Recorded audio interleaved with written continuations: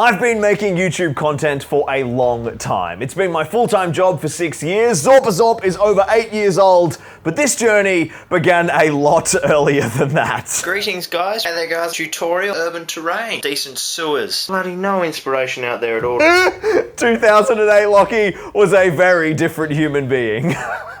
Over that time, YouTube has changed a lot, and I have tried to fight the good fight and make content that you guys love. If you're watching this video, you know who I am, you know my story. The latest chapter of which, Zorpazorp here in New Zealand, began in early 2023, and almost immediately plunged Zorpazorp into a near-death spiral. 1 year ago, I made this video, pulling back the curtain on the imminent peril the channel was facing. And as I promised back then, 1 year later-ish, today we are returning to the scene of the crime, because Zorpazorp is changing. Over the last year, we have said goodbye to huge chunks of Zorpazorp and replaced them with shiny new bionics. And freshly equipped with our 6+ invol, we are marching into this new digital landscape, chock-a-block with AI slop and short format dopamine, and together we are going to prove that large format, high quality crafting journeys are still possible on this platform. Massive Zorpazorp projects that take a huge amount of time and money to make can still work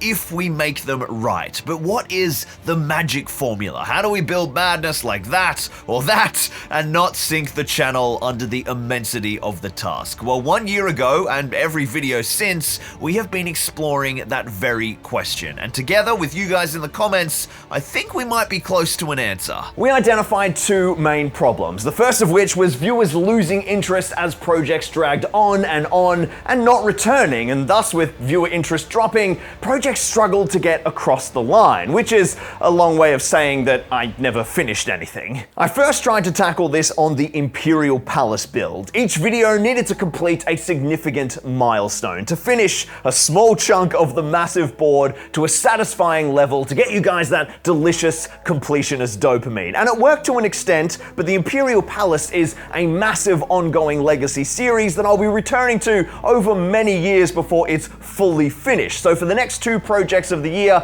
I wanted to take this to a whole new level. For Helm's Deep and Edoras, each video not only completed a significant milestone, but I smashed through the entire build journeys rapidly. Helm's Deep took only 5 months, and Edoras only 4 to go from 0% to 100% complete. And I built these concurrently and wove them amongst a bunch of other Rohan content, and you guys stayed engaged the entire way, and we had 2 big sexy payoffs at the end of the journey. There are some big learnings here, and moving into 2025, I've got a bunch of arcs planned that are even tighter. More Middle-earth builds, Horus Heresy projects, and more Imperial Palace with even shorter timelines, reaching that wholly finished project stage in 1 or 2 months rather than 4 or 5. So how did I achieve these 2 boards so fast, and how do we go even faster?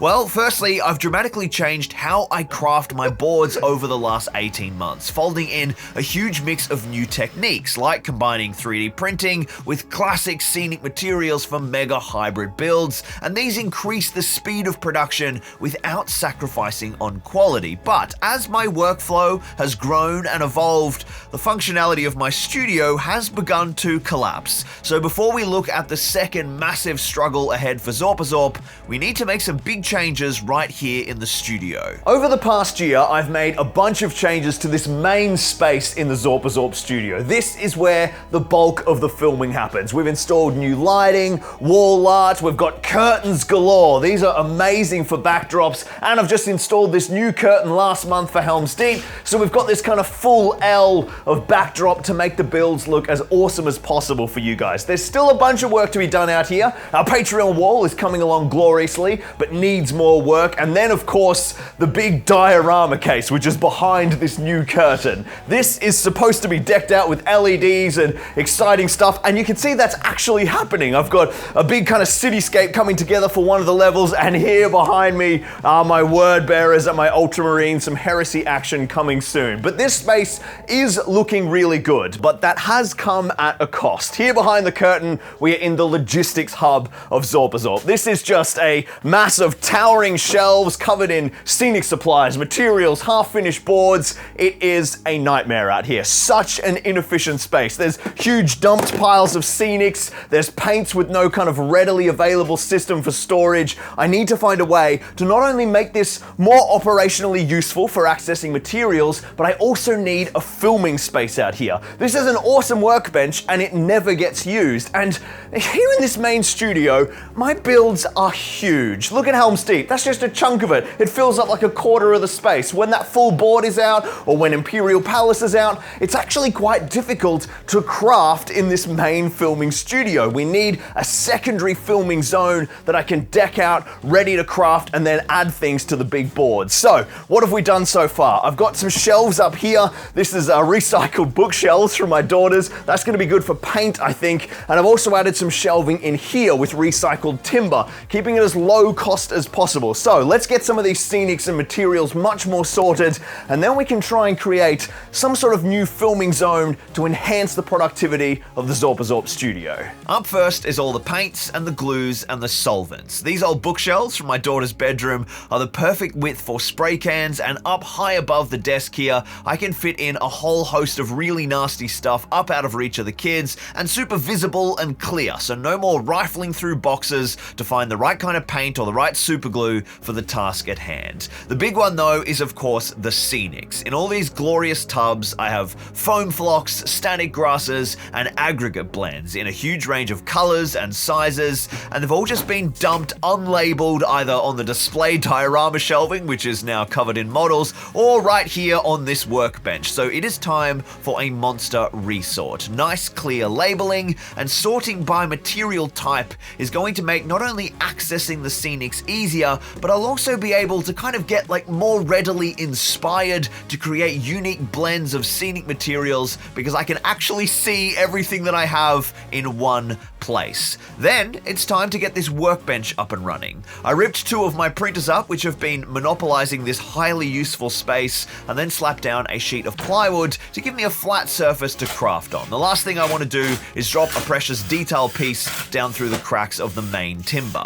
Now for this epic new hobby bench, I need some serious utility, and back in December when I was working on my big Rohan conversion project, I assembled this epic modular expandable hobby rack from Cobalt Keep. This super versatile system has a bunch of different storage and utility modules which are perfect to trick out your hobby workstation. I've got a bunch of paint racking here, perfect for fitting both the Games Workshop size and thinner styles of paint pots, which is perfect because I'm always running a mix of paints from different brands, as well as some utility storage racking, which is a great spot for the larger pots like my Liquitex inks and conversion pieces and gribblies for all my scenery projects. I slapped these beasts down onto the new bench and I'm already feeling like ultimate hobby desk vibes here. I put down my airbrush and my compressor, neatened up my charging stations for my cameras, and then I just could not resist putting the new bench through its paces. As I assembled my Ultramarine and Wordbearer armies for the display case, I found a bunch of models that needed rebasing, so I nestled in for a nice little hobby session and pried off their old bases and installed them on Cobalt Keep's epic magnetic bases. These pair seamlessly with their magnetic painting handles, which makes painting any part of your models an absolute breeze, but it's insanely helpful when working on the model's basing because the magnet holds from beneath the base rather than pinching the sides like classic GW handles, and there's no yucky squishy putty. I even upgraded my hobby racks with these paint handle holders so that I have somewhere to stow the paint handle safely while the new basing or any painting is drying. Just awesome stuff. So check out Cobalt Keep for some awesome hobby accessories. There's a link down in the description with a sweet little discount for you guys as well. Ashton from Cobalt is just an absolute legend, so support the sponsors that support me and get some awesome hobby swag in the process. So this new space is absolutely working. I actually can't really fathom why I wasn't operating the studio in this kind of format from the the very beginning of setting up here in New Zealand. But anyway, I've actually done a bunch more work on the Horus Heresy diorama and being able to craft in this new filming zone out here,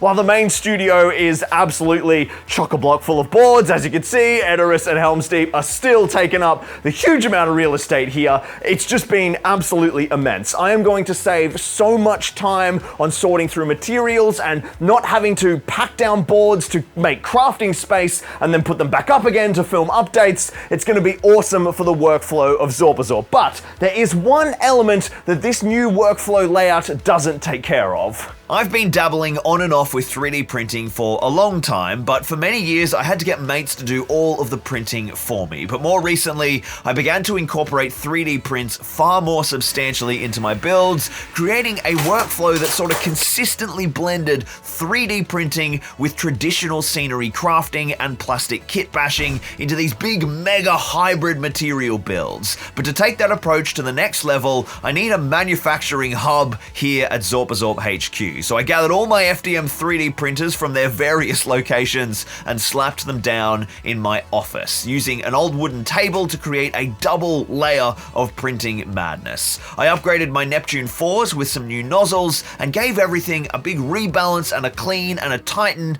and then fired up the Zorpazorp print farm. So the aim is that essentially I can kind of always have a couple of printers printing. I've got some huge projects for 2025 and I can just be churning out prints and plastic and then storing them here on this racking by project so that when I get to those big builds, there's not a kind of huge delay in getting things printed on time. But if I need to ramp up production, I can escalate and output a lot of stuff really, really quickly. And the other benefit of this is these put off a lot of heat, and here in this tiny little office, it's actually going to keep me very warm indeed during the upcoming winter months while I'm editing. And I can shut this door to keep out any printing fumes.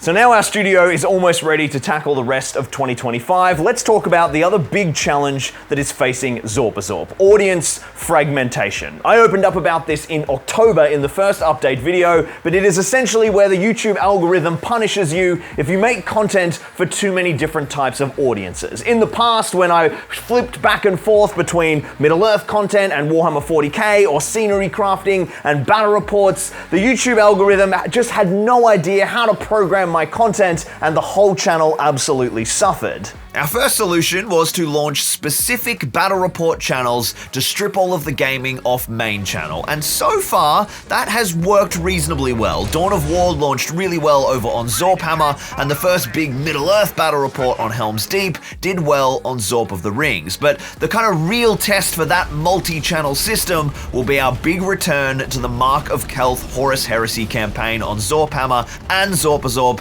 in a few months' time, so watch this space. But to help fight against the fragmentation of the crafting content here on Zorpazorp, I came up with a new strategy to make content in big blocks that are tied together. I tried it first with the Imperial Palace big run of videos, and then I pivoted to my huge Rohan arc in the lead into Christmas and through the new year. And that worked really effectively, but that Rohan arc has been absolutely massive, and I'm pretty nervous about pivoting back to the other stuff. Horus Heresy and Imperial Palace, it could be a pretty tough slog at the beginning of those arcs. So this year, I need to find a sweet spot. Arcs of content that are long enough that I defeat audience fragmentation, keep you guys engaged with a through line, and get the projects finished, but not so long that I risk alienating any one group of viewers who don't feel like I've made their favorite thing for a really long time. Now, you guys have listened to me ramble on a lot in this video, so as a reward, in just a little bit, I want to walk you through all of my hopes and dreams and the content I want to get made in 2025. But my ultimate secret weapon, which to quote Elrond, I call upon last as it is the place of honor, is this. Views are incredibly vital. Without them staying high, the channel will not succeed. But the more people who join my Patreon, the more that burden lessens. And with the incredible support of my patrons, I can spend more time on each build, making them bigger and better, and often that means that the videos perform better anyway. But when they don't, which happens when it all goes collapsed and blows up in my face, my Patreons are there to catch me when I fall. wall. So this year, I have just gone mental for Patreon. Every day I am crafting, I am spamming our Discord with sneak peeks and work in progress photos. I also film custom Patreon exclusive vlogs, not just previewing builds, but talking about the whole creative journey and why I'm making certain choices, peeking right behind the curtains of Zorpazorp, all the big brain strategy and planning. The Patreons just see everything. And of course, to honor them, we have the Patreon honor wall. This is part cinematic backdrop. It actually connects to the Imperial Palace mega board, and part tribute to my incredible Patreons. At the moment, all of my Mega Zorptrons get a statue and a plaque dedicated in their honor, and my Super Duper Zorptrons get a plaque up the top here. But today, this entire honor wall is getting a huge glow up to make it an even more impressive studio backdrop and to honor my Patreons in even more ways. I grabbed some awesome banners from my mate Louis' STL range over on War Scenery, linked down in the description, and scaled them up 300% to make them big enough for our Patreon wall and punch them out through the printers. Then a dark grey prime and then some off-white, and then I slapped them down on our new workbench and began to layer on some perfect banner beige through the airbrush. Next week I'll be making a bunch of custom decals, like massive Warhammer transfers, and attaching the names of a bunch of my Patreons to these banners in a lovely gothic style script, which should look absolutely epic. So if you'd love your name on a banner, make sure you go and check out the Patreon linked down below. Once I was happy with the paint job, I secured these to the display wall with some wooden skewers. Now the advantage of this is I'm still able to remove them, so that way I can redeploy them around my builds and decorate my projects with the lovely names of my Patreons. Then I jumped back to the desk and assembled a Thousand Suns Sorcerer sent over by one of my Megazorps Veritech, and gave him a really weathered, dirty marble finish. The statues of the Sons of Magnus certainly aren't getting polished in the Imperial Palace. And then for Chrissy Heim, he picked out a Terminator Sergeant from my bits box and picked out a weathered bronze for his statue finish. After I'd done up a plaque for each of them, they both got added to the Imperial Palace section of the Megazorp statues, and after a long run of Middle-earth Megazorps, it is nice to see the palace getting a few new members. Then I think our honor wall needs one last juicy detail to be the perfect cinematic backdrop. A big, sexy title. These letters are just 3D prints that I painted up in a weathered bronze using some rattle can spritz blending, and then I carefully lined them up in the very center of the honor wall. And how good does that bronze look against the dark grey stone of the palace? So what does the rest of 2025 look like for Zorpazorp? Well, in true Lachie fashion, just insanity, really. There are some mental projects coming, and I cannot wait to bring them to you. Middle-earth-wise, we're obviously just about to finish this monster Edoras board, and there's another board down there on the shelves that I won't spoil, that in just a few weeks you guys are going to see fully finished as well. But beyond that, we have locations we've never even been to before on Zorpazorp. Mordor, the Shire, more elven stuff. It's going to be mental. And that's not the only universe we're operating in this year, because the Horus Heresy is back. We are returning to the Mark of Kelf Mega Heresy campaign. That is going to be 100% fully finished in rapid succession, with all the old stuff that never got done and brand new exciting stuff as well. And the Siege of Terror, the Imperial Palace, is in the roof right now, and it is coming back very soon. More Siege of Terror, Imperial Palace in both 30k and 40k. And there's a heap of projects I can't even tell you guys about yet. There is so much exciting stuff. I cannot wait to bring it to you this year. And all of that is possible because of these amazing people. So just a massive shout out to everyone in the Patreon for keeping everything alive. And for you guys for watching. If you're excited about any of the projects that I just fired off from the hip, go and check out the Patreon. It is the best way of keeping Zorpazorp alive and keeping this dream of really high quality content that blows you guys away, that is exciting and awesome for me to make, stuff that I'm proud of. I hope you're enjoying it, because I am sure as hell enjoying bringing it to you, and I cannot wait for the rest of 2025. In the meantime, thank you so much for watching, and I will see you in the next one.